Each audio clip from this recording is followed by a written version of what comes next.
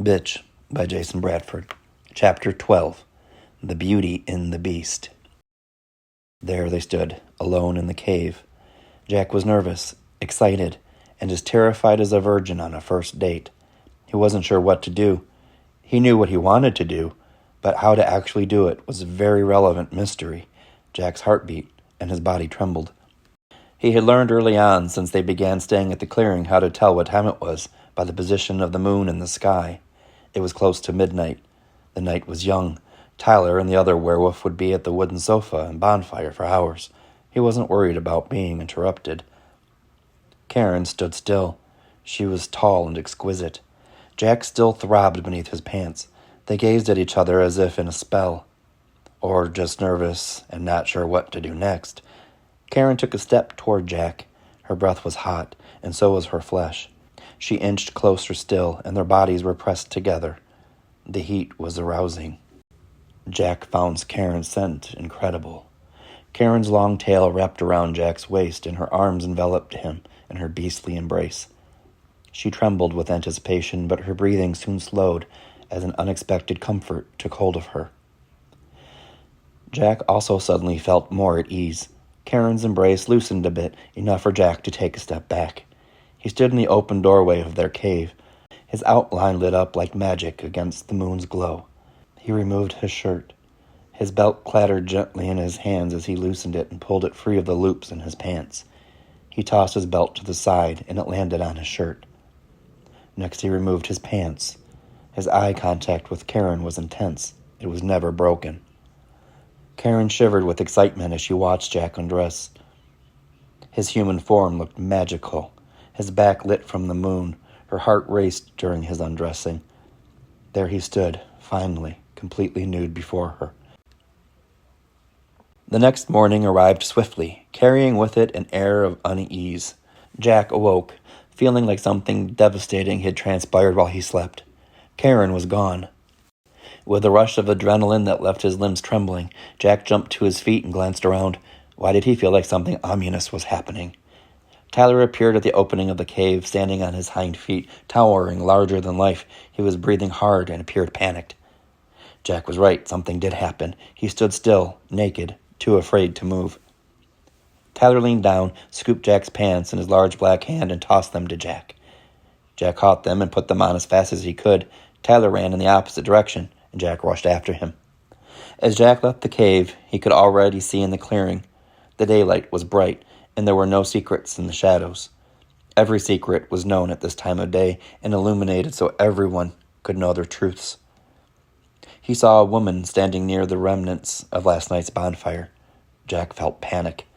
Boris had convinced everyone that this part of the woods would find them lost and back on the trail again, leading them home, with them not even trying or aware of their choices in avoiding the secret location. What would have to be done to anyone who found out about the clearing?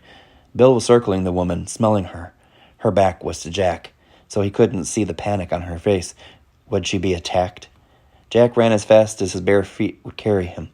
He felt like he was in a nightmare, and his legs were suddenly rubber. The ground was thick and swallowing his feet, and the distance between him and the stranger stretched further and further away as he ran faster. Tyler was already at the stranger, also smelling her. The fact that she wasn't ground beef yet offered a little comfort to Jack. But where was Karen?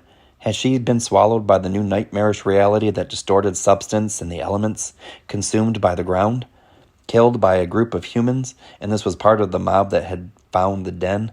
Soon, the others would come. Stop thinking like that, just go to her. Karen will undoubtedly be in the woods hunting for breakfast or something like that. Jack finally reached the woman with blonde hair. She spun around, smiling.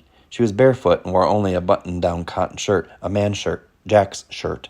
Her hair was waist-length and wild, but beautiful and wavy. Her eyes pierced him in the soul and took his breath away. "Jack," the woman said. Jack froze in disbelief, panic, and confusion. He could only mutter, "Karen?" The woman smiled to confirm that he was correct. "Yes, it's me, Karen." She looked down at herself, holding her human hands out.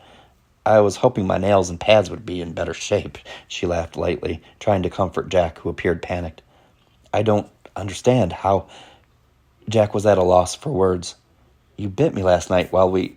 She stopped and looked at the other two werewolves who were standing tall and proud, still and very aware. Jack slowly walked around her and took in every detail. She was almost as tall as he was. Her skin was smooth like marble and clean, white as alabaster. Her eyes sparkled like emeralds, still vibrant and enchanting. Her smile was charming and sincere. I still don't understand. Karen chuckled. When a werewolf is bitten by a human, the curse is broken, and that werewolf becomes a human at the first morning light. She paused.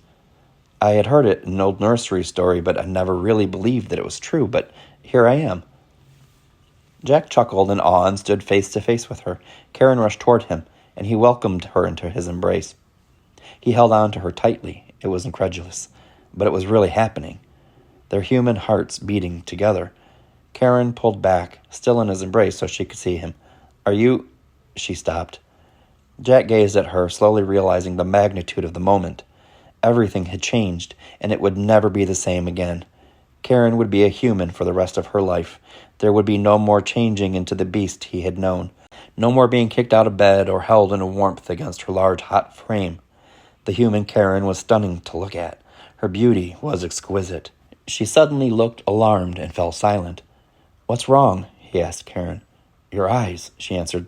They're yellow. What? Jack didn't understand. Your teeth, let me see them, she insisted. Jack opened his mouth into an awkward, confused grin, baring his teeth. His two canine teeth had become sharp and a bit longer. Karen's eyes widened in surprise. She spun him around. On his right shoulder blade, a bite mark.